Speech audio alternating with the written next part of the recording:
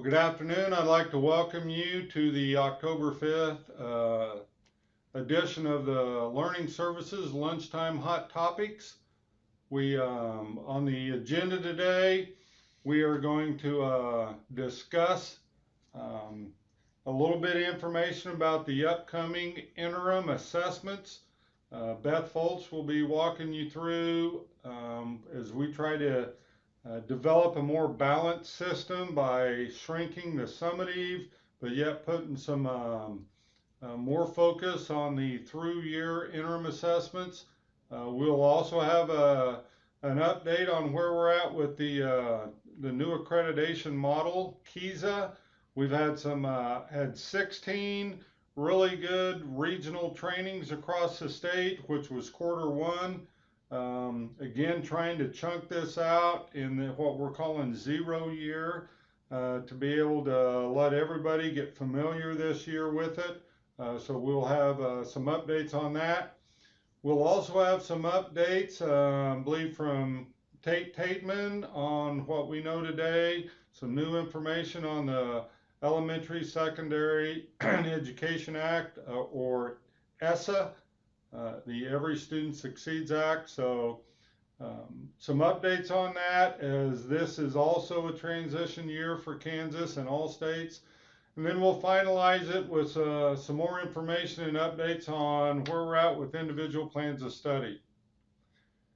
Again, during this, anytime during this presentation, if you have questions, or just suggestions, send it to lunchtime@ksde.org.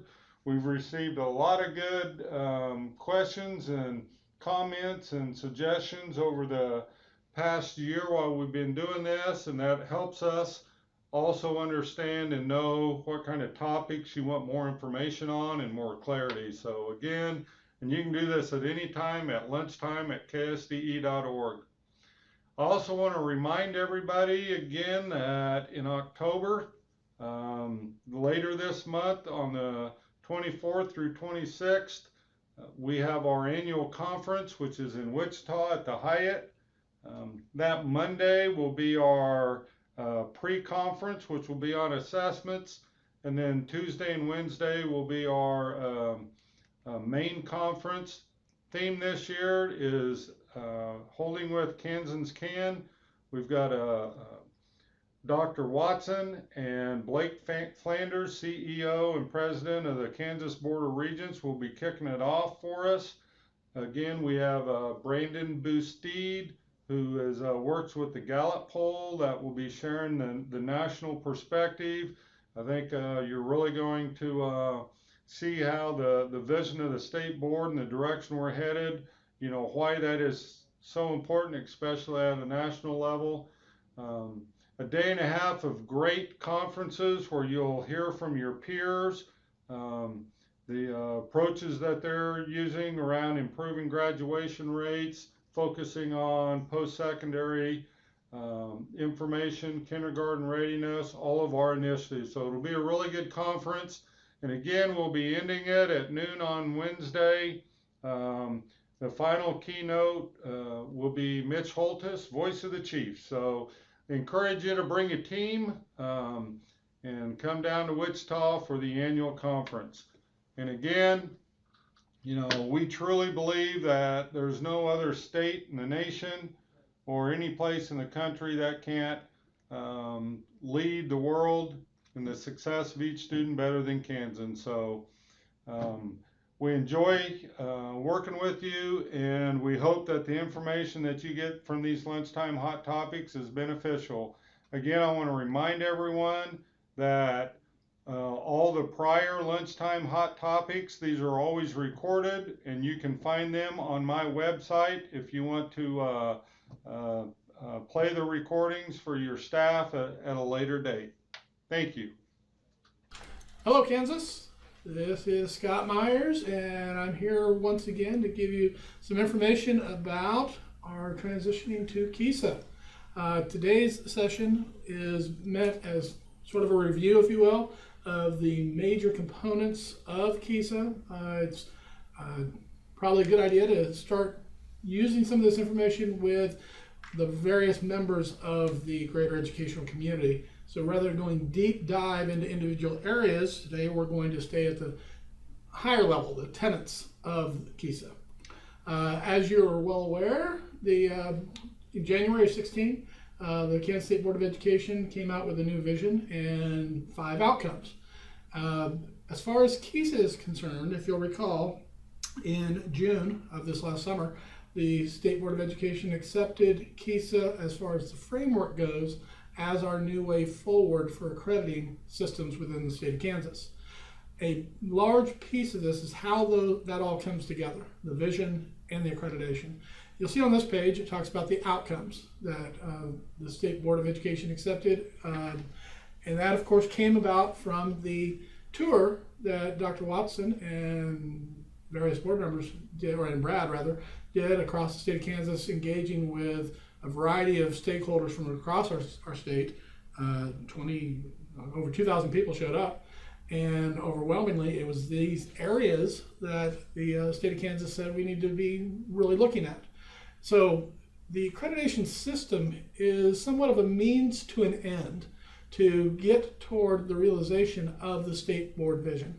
And so within that, we have different areas that we are looking to lead the world in education. And some of the areas that we will be gathering information on and data include the information on the screen here: kindergarten readiness, graduation rates, post-secondary attendance completion, individuals' plans of study, and social emotional factors measured locally. Today is not the day for me to go through each and every one of those. Just let you know that there are individual groups working mightily at definitions and data points and ways to assist the field as we move forward toward these outcomes. A second piece of the vision is it all boils back to the successful high school graduate and what all is made up of that successful high school graduate. So within KISA, we have the process side of the work, good work's taking place, and I'll talk about that here in a little bit. Then we also have the results side. The results side is made up of this screen and the previous screen, this screen. A combination of those different data points.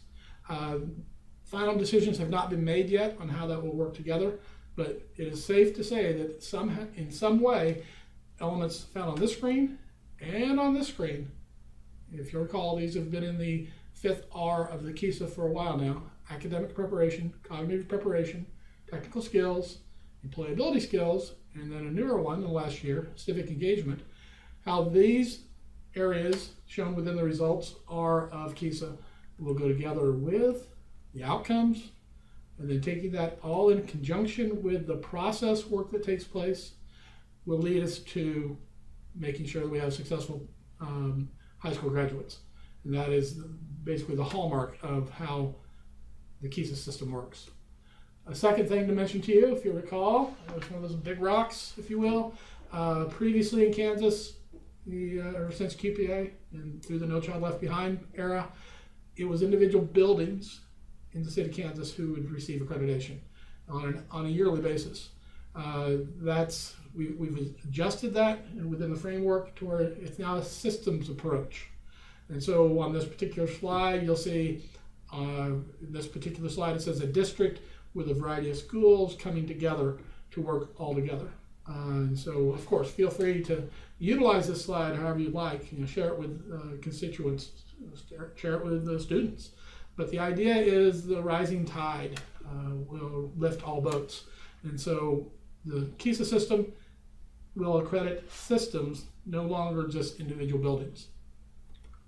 A second fundamental shift is this is no longer a one-year event. In the olden days, is every year, each building in the state of Kansas, there was an accreditation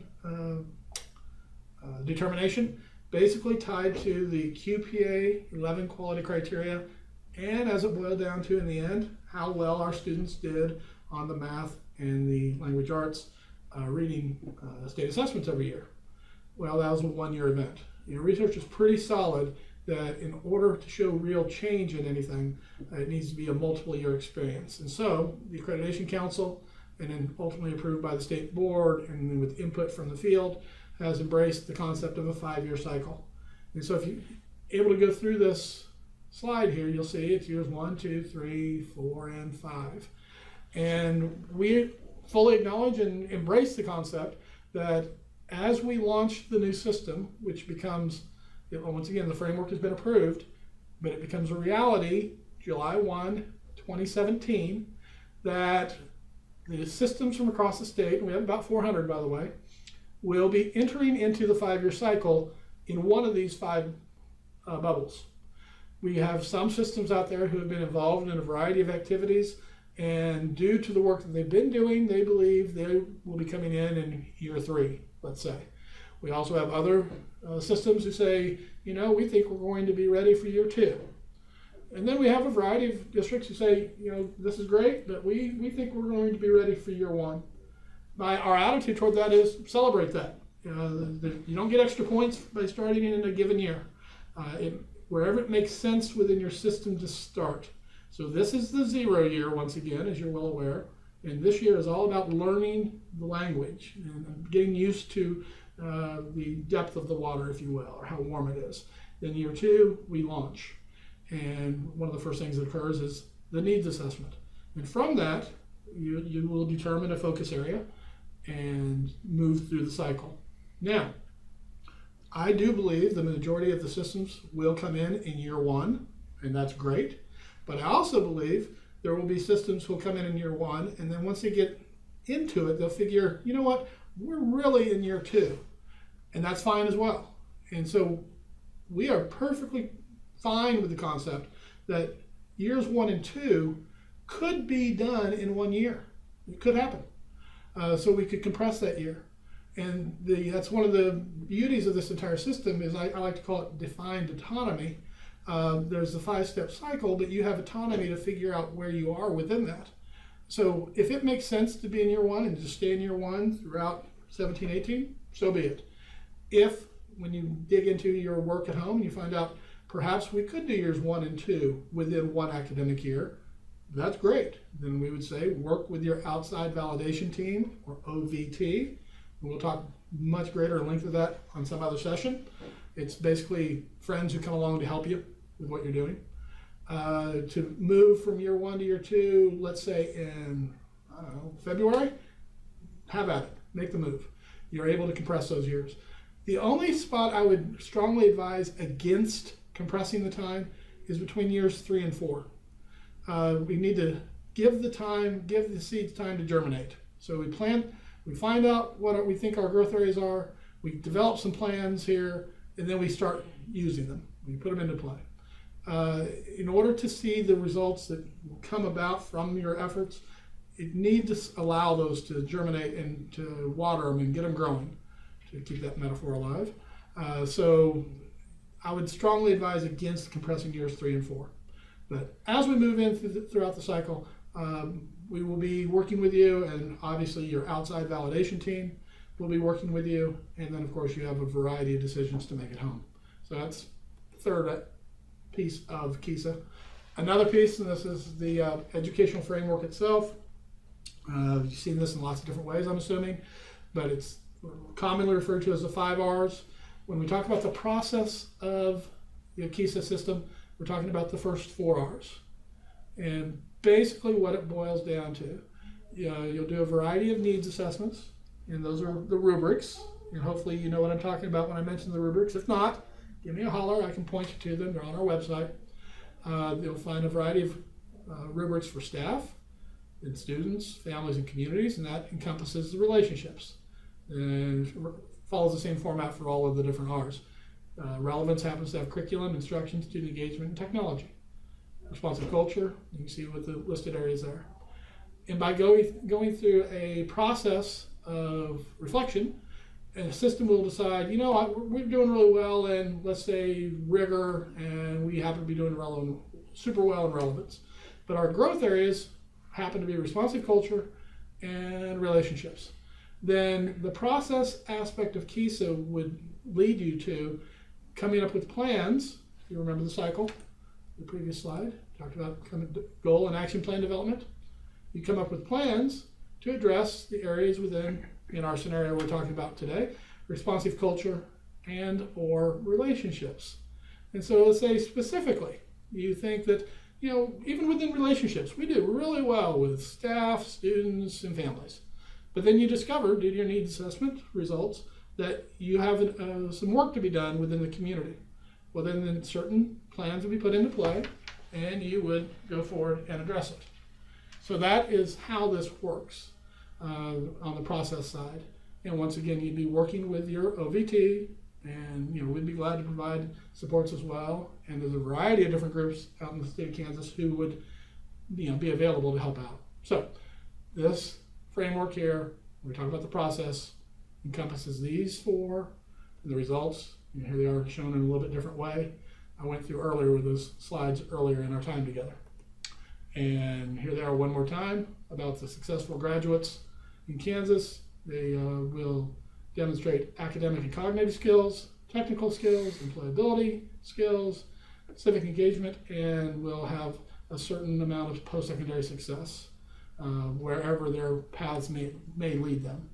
So that is, once again, just the major framework aspects of KISA this time around. If this information elicits any questions, feel free to contact anybody on this slide and give us a holler. We'll spend as much time with you as might be needed. We love to hear from the field because we always learn when we talk to you. In future sessions, we will start digging into individual aspects of this. As you know, here we are sitting, it's the latter part of the very end part of September, rather. I'm sorry, this is the first week of October by the time you hear this. We will be moving into quarter 2 rollout information here in the next month or so. So if you'll recall, in September we did the quarter 1 rollout, and we'll be moving along with the academic year soon into quarter 2 and then throughout the rest of the year. So as to help people through this 0 year, just basically learn the terminology, get used to what's going on. So as July 1 of 17, we'll be able to pop the cork and move down the field to make an even brighter future for our clientele. So I'm signing off now. If you have any questions whatsoever, do not hesitate to give me a holler. Thank you so much.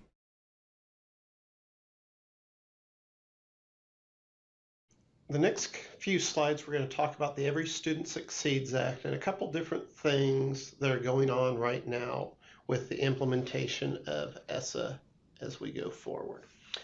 The first is with supplement, not supplant, under the Every Student Succeeds Act.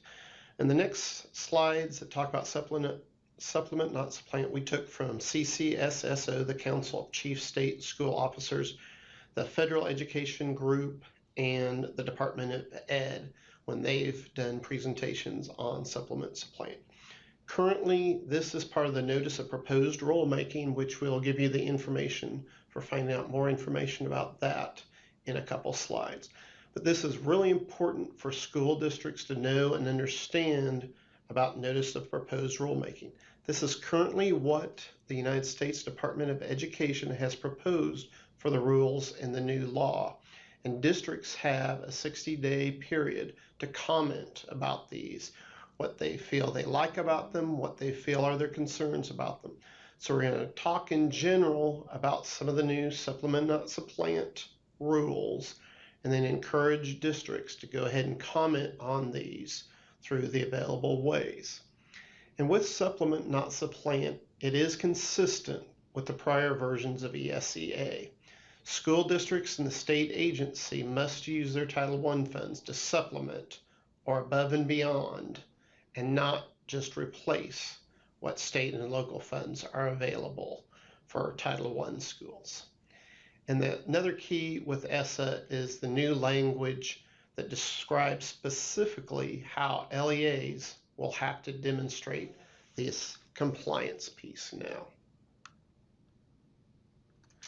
So the section we're talking about is 1118B2.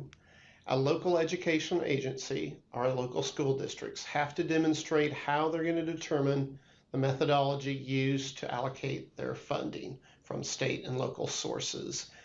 that they receive in assistance under Title Part 1 to ensure that these state and local funds are the same they would get whether they are receiving Title I funds or not. So I mentioned before where you can find this information. The text of the proposed regs are available at this link. Comments must be received on or before November 7th of this year by the Department of Ed. The explanations of how to provide those instructions are at this link. One of the keys for districts to know is that the United States Department of Ed is required to look at all the comments and then respond to them. And how they do this is they'll put any similar comments together and have one response to all of this. And as we go through in general, some of the information that you'll have to be doing, you'll be wanting to think of what can we do easily, what are we not sure how we're going to do this, and the potential cost and time commitment to do these things in order. Those are the things you need to be submitting your concerns to the Department of Ed prior to these becoming law. Because if there's enough comments about certain things, it's possible we can see these regulations changed before they are final. So just a general overview of these proposed regs having to do with supplement, not supplant. There's going to be a total of 4 ways a district can comply with the new supplement, not supplant. And some of the things they'll have to do on a yearly basis is publish the methodology that they're doing for the allocation of the state and local funds they receive in a format and language that parents and the public can understand.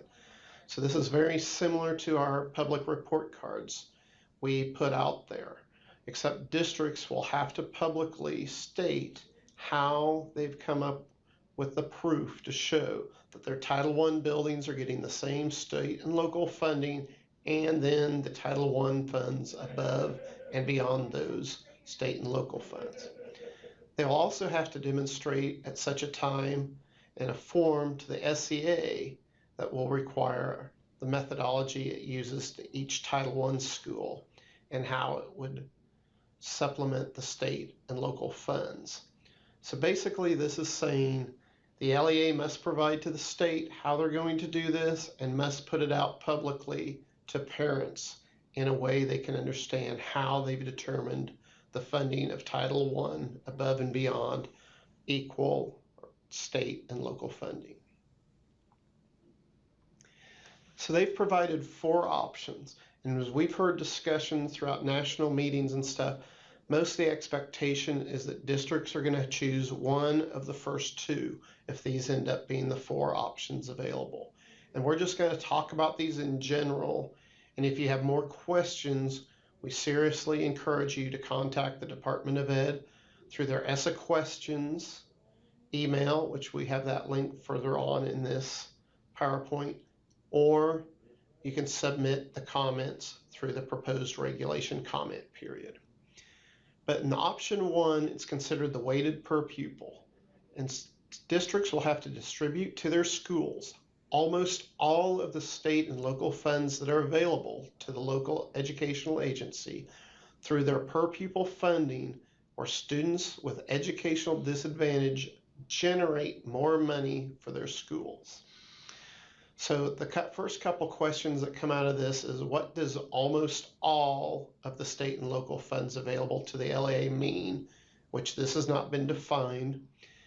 And then it lists some of the educational disadvantages, but it's not limited to just these 3 of poverty, English learner, and student with disability. But there have not been really any guidelines to what a district could include as part of the educational disadvantage section and how they could or could not be weighted in this situation. The second option is the average personnel and non-personnel cost. Districts will have to show, if they choose this option to use, this distributing to schools, again, almost all of the state and local funds available to the school district through a consistent resource formula where each Title I school receives at least, and there's a few bullets that they must receive, at least all of these bullets. the average district-wide salary for each category of school personnel multiplied by the number of school personnel in each category assigned to the school under the formula, plus the average district-wide expenditure for non-personnel resources multiplied by the number of students in the school.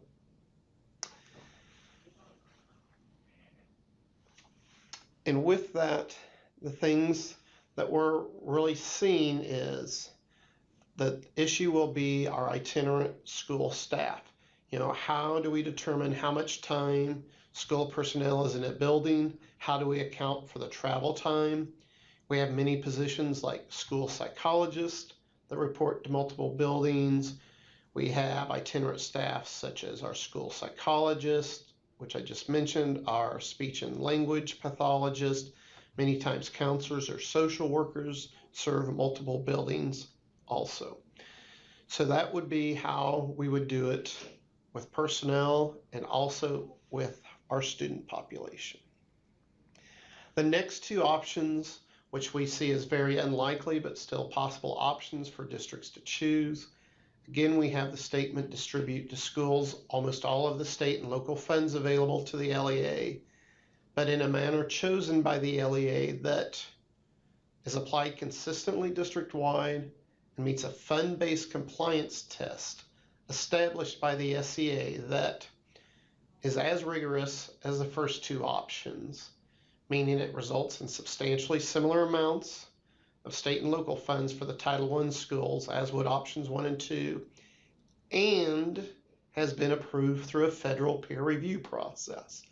This is the piece where we see a lot of districts not wanting to choose this option because of the federal peer review process. Another thing that's needed to be made known is that SEAs are not required to establish a test, and even if the state of Kansas chooses to establish a test, the local education authorities or school districts are not required to use it. And then the fourth option that is currently out there in the notice of proposed regulations is the special rule, where an LEA can use any methodology to distribute state and local funds as long as it results in the school district spending at least as much per pupil in Title I schools as the average amount spent per pupil in non-Title I schools as reported under Section 1111H1CX. And some of the things that would have to be included and looked at is that spending in Title I schools could not vary up to 5% of average spending in non-Title Is in any given year. However, an LEA could exclude any school with less than 100 students. An LEA would need to demonstrate compliance if it demonstrates that one or more of their Title I gets extra money to serve a high proportion of students with disabilities, English learners, or students from low-income families, when this disproportionality affects the average spending in the non-title schools. And again, we want to reinforce these are just the very general basic overviews.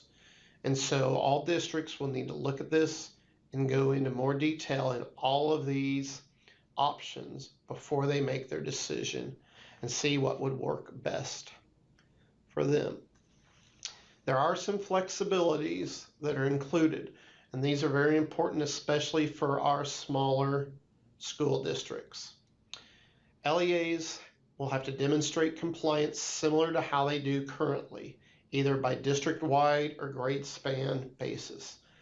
And for those of you used to working with the local consolidated plan, this is similar to our rank and serve, where you choose whether you're going to rank and serve by grade span level, with examples being high school, middle school, and elementary, or district-wide. Most of our districts, when doing that, do choose to do the grade span level. Also, it's very important to note that LEAs are not required to demonstrate this compliance that we're talking about if it has only one school or in a grade span that only has one school. So a district that has one K through 12 building does not have to do this. A district that only has one high school does not have to look at the high school and compare it to the middle and elementaries. If you only have one middle, you don't have to compare that middle school to the others. And again, same thing, if you only have one elementary, it does not have to be compared. So our smaller districts will not have to look at these options for supplement, not supplant. It is similar to the rule with districts under 1,000 total population now, but it talks about number of buildings rather than actual school population. And then another option for this with flexibility is the LEA may exclude supplemental state or local funds that are spent for programs that meet the intents and purposes of Title I Part A. The issue right now out there with this is there really hasn't been a good definition of what technically meets the intents and purposes of Title I Part A. So this is another area we're really waiting to see what the final regulations are. It's also another option to put in comments to guide the Department of Ed of what local school districts think these possible options could be to meet these. Some more of the flexibilities is that a district may exclude any funds that are spent for district-wide activities if they meet the following areas. That each Title I school receives a share of those activities equal to or greater than the share it would otherwise receive were it not a Title I school, and it distributes almost all of the state and local funds available to it for current expenditures. And then we have the definition of current expenditures is listed in the proposed regs. These district-wide activities can be administration, can be programs like summer school, preschool, can also be for services similar to curriculum development or data analysis services that are being provided in the district. So that's a very quick overview of those options and the flexibilities. The current timelines that are proposed in the guidelines are that by December 2017, all districts will have to demonstrate their methodology unless they're one of those districts that are small enough they do not meet the qualifications for having to do this. And the supplement, not supplant, will be in use no later than the 2018-19 school year, or they will submit their plan to the SEA for how it will fully implement the methodology for meeting supplement, not supplant, no later than the 2009-2020 school year. But prior to this time, 2018-19 or 19-20, school districts may demonstrate compliance using one of these options, if these are the options that end up being what's in the final regulation, or under the current No Child Left Behind rules. So again, like we said before, we strongly encourage our districts to look more into this, how they will be able to do this, what the potential benefits or potential complications could be to the district, and make comments to the Department of Ed through the Federal Registry. Okay, we're going to change directions here and talk about the Title IX McKinneyVento Homeless Assistance Act, which was part of ESSA. It went into effect this past weekend on October 1st, 2016. We have two links on this page. The first is the information provided in the Federal Register, which was published on March 17th. The second document we've linked here is for the non-regulatory guidance provided by the United States Department of Ed. This guidance stays pretty close to what is in the law. It also provides a lot of good tip sheets and good information for homeless liaisons and school districts to make sure that they're implementing the new regulations in McKinneyVento correctly. Another upcoming change that will also be affecting McKinneyVento and through ESSA is that awaiting foster care is being removed from the definition of homeless for the state of Kansas and 46 other states on December 10th, 2016. So the definition of awaiting foster care, those kids will no longer be identified as homeless after December 10th. This is a list of the major changes in McKinneyVento. Some of these have been best practices. There's other minor things that will be being sent out on the listserv to remind districts of what's going into effect. District homeless liaisons will be receiving listservs a little more frequently in the month of October than they previously do. They should have received by now the listservs determining the professional development requirements that are now annually required for school liaisons. These requirements are left up to the SEA to determine, and at KSDE we have determined that all districts must participate in one of the following activities to meet that requirement. Attend the NACE, the National Association of Education of Homeless Children and Youth National Conference. This year it is in Orlando at the end of October. We know of about 16 or 17 districts that will be attending, so this will meet their professional development requirement for the 16-17 school year. In the spring, there's the option of attending the Kansas Statewide Homeless Coalition Summit that occurs typically in late March or April. The location and dates are to be determined, but along with that conference, there's always a half-day homeless liaison training. That would be another option. There are two options through the National Center for Homeless Education. They provide live trainings on the McKinneyVento Homeless Assistance Act that district liaisons may attend, and also they do archives of those, which districts may also use for their professional development.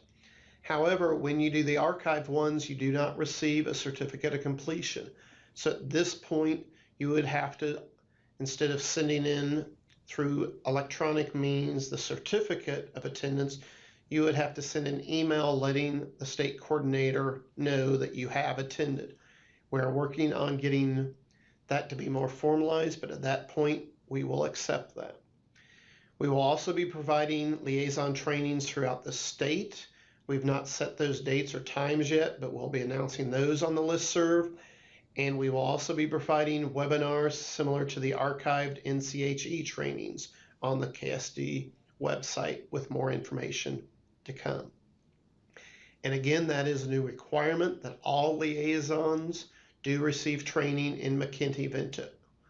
So that will be something we will have to track at the Department of Education in Topeka.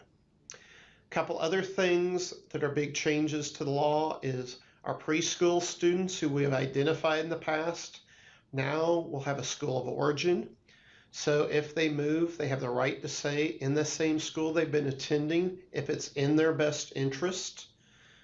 We will continue to provide districts with ways to consider what is the best interest, but also school of origin should be assumed now to be best interest unless the parents object. So that's why it's going to be very important for districts to keep these kids in the school of origin.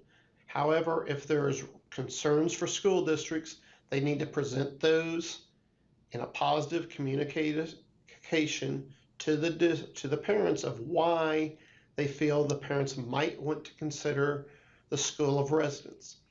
The key we want to point out is we want to make sure that we keep these kids in preschool, whether it's in the school of origin or near the school of residence. These are some of our most needy kids that we need to make sure are getting quality education. Another key with that school of origin piece for preschoolers is that will mean to stay in the school of origin, they might need transportation, and that it will now be a district responsibility to transport those preschoolers back to their school of origin, similar to what we've had with our K-12 students. Another transportation requirement that is new is that districts will now be required to transport students who become permanently housed to their school of origins if it's reasonable and by parent request for the remainder of the school year. Many of our districts already provide this because you may do it. Now it becomes a requirement. If it's necessary for those kids to receive transportation to their school of origin and the parents still want the school of origin, the districts will be required to provide that transportation. And the last big change in the law is making sure our high school students are receiving the credit they've earned. Many times our mobile students, whether homeless or not, will spend 10 to 12 weeks in one school, 3 to 4 in another, possibly 3 to 4 in another, and they've actually done a semester's worth of credit, but somehow because of the change in schools, they don't get that credit. Many times it's because of the course offerings. An example we've heard from successes with this would be a student going to a larger school district and is maybe taking a foreign language such as Chinese, Latin, or something else not commonly offered. They've been in that class for 12 weeks. They've been doing fine in it. They move to a school that maybe only offers Spanish or Spanish and French. So obviously they can't finish that semester in the previous foreign language, but we encourage to make sure that student at the very least finishes out an elective and gets a full credit for an elective, or possibly we're able to get them in another foreign language. They finish out the semester, have done fine in that, so they get a full semester's worth of credit. That's the key. We want to make sure that our kids are getting credit for all the work they've completed in schools. We will continue to provide updates and trainings, through hot topics, through our director's calls, and throughout the homeless liaison listserv. And like I said, your liaisons should be expecting to see more frequent listservs coming out from our homeless education program at KSDE. If you have questions on ESSA for KSDE, we've provided the email here at essaquestions@ksde.org, or questions on things coming down from the feds, or questions about the comment period for the Notice of Proposed Regulations. We strongly encourage you to contact the Department of Ed. This is one option you have, is essa.questions@ed.gov. Another thing with ESSA that we're starting to hear more from the field about is the foster care provisions in Title I. We're still waiting the final regs. These have gone through the Notice of Proposed Regulations. But on December 10th, the foster care provisions in Title I take effect. We are in the process at KSDE in identifying an SEA contact for foster care. But as we hear from districts, the main thing we want to remind our school districts is that no matter what students category they fall into, special education, foster care, homeless, ESOL, they are all our students, and we need to make sure we have them in schools and are educating them.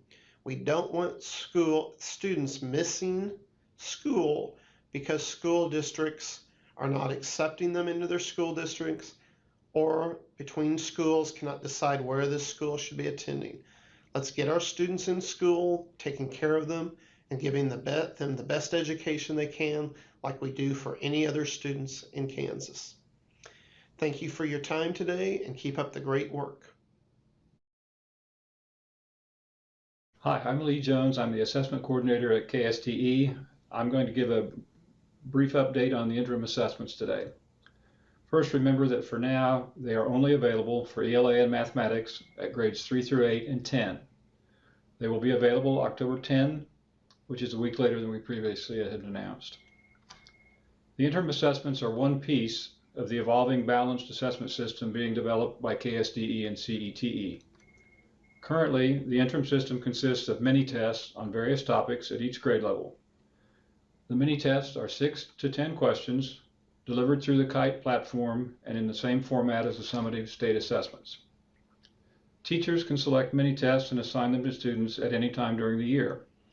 The idea is that after a teacher has taught something, the interim could provide a quick and easy assessment over that topic.